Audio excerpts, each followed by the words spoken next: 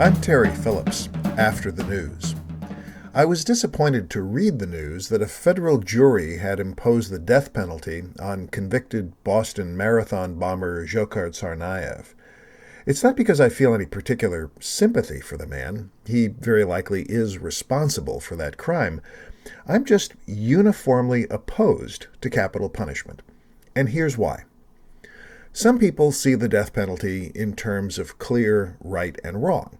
They believe it provides swift, appropriate justice for murder. Okay, let's look at swift.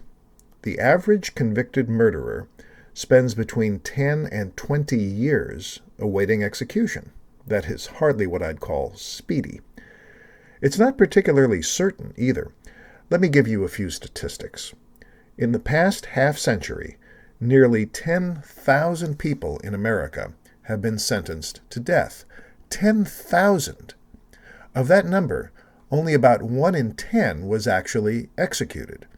Another 30% are still awaiting execution.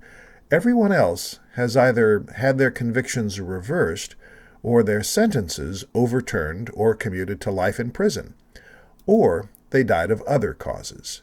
In other words, a death sentence in the United States is generally not a death sentence. We also know that at least 4% of those still on death row are probably innocent. So far, more than 140 inmates facing execution were found to be not guilty and set free. 140. That's almost 3 busloads full of passengers. But that's just the number we know were innocent. How many other human beings have we mistakenly executed? Impossible to say. I think it's important to look at the purpose for punishment in general. If it is to teach a perpetrator not to commit the crime again, then in the case of murder, execution goes too far. We haven't taught the killer anything. He's just dead. Of course, killing a killer certainly prevents him from killing again. Punishment is also supposed to discourage others from committing crimes. However, study after study finds that the death penalty is not an effective deterrent to homicide. You want evidence? Those states with the highest murder rates also have capital punishment. Clearly, it's not working.